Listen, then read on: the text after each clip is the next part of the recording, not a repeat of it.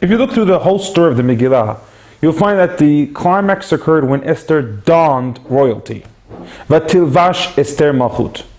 That is when things started to turn around. We make mention of the fact that Mordechai also wore royalty, Malchut. What is the meaning behind the idea of wearing a cloth or wearing royalty? And what does it even mean to wear royalty? There's something interesting in the Aleph Bet.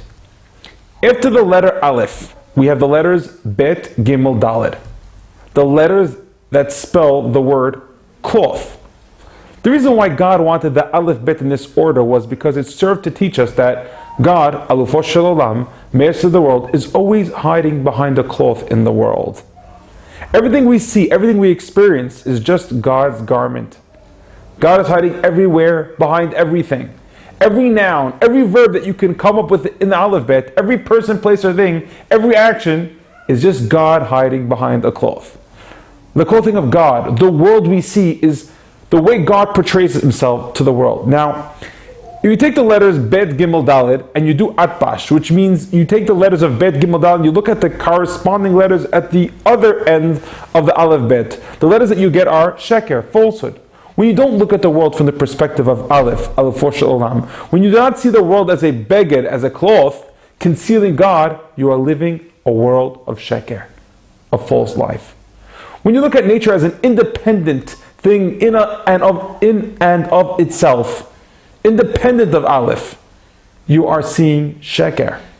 At every climatic point in Jewish history, God was projecting himself through beged. That's why, if you'll notice at all those points in history that things change, you'll notice that there's somewhere a cloth or a beged in the story.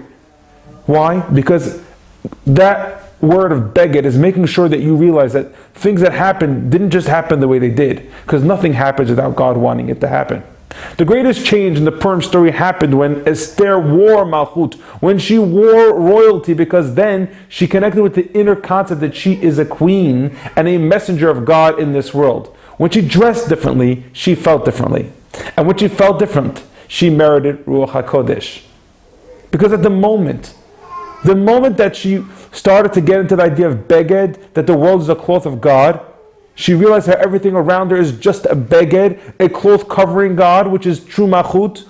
Nothing can stop God, or Esther, who represents God. That's when the Yeshua, the salvation, happened. So until now, she was just seeing Sheker. Everything around her, Haman, and all the action that was around her was Sheker.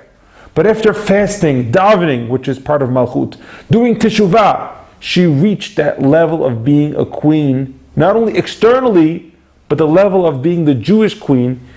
Each and every one is inside. Mordechai also reached this level of realization that nothing exists except God, and therefore he totally disregarded Haman and Amalek, very different than other Jewish leaders in the past, that they treated the opposition with respect. He totally disregarded them. Why? Because that was the representative, that Sheker. This idea of Amalek represents Sheker. There's a power of nature in the world independent of God. Mordechai reached Malchut, the identity of the Jewish king that each and every Jew has inside, and that God is unstoppable. And if we represent God in this world, then we are also unstoppable. So Mordechai also merited Ruach HaKodesh. The midah of Malchut is that we are just receivers. All of the creation is just a reflection of God. This belief is fundamental in our relationships, because when we feel like we are the ones in charge, when we feel as if we are doing something, we are running the world or running the relationships, then we only hurt ourselves. But when we think that the other in our relationship is in charge, or that he thinks or believes a certain way, we are also going to be hurting ourselves, because we start to believe that they have their power and it's not God behind them.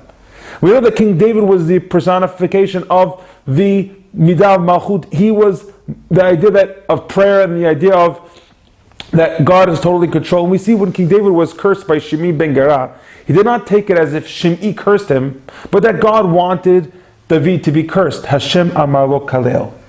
David was to be cursed anyway. Shimei was only a messenger. Now I call this power in relationships the power of anyway. Anyway, this was going to happen to me. And when you believe that the hard things in your relationships was going to happen anyway, then you can deal with the other in the relationship in a more effective way.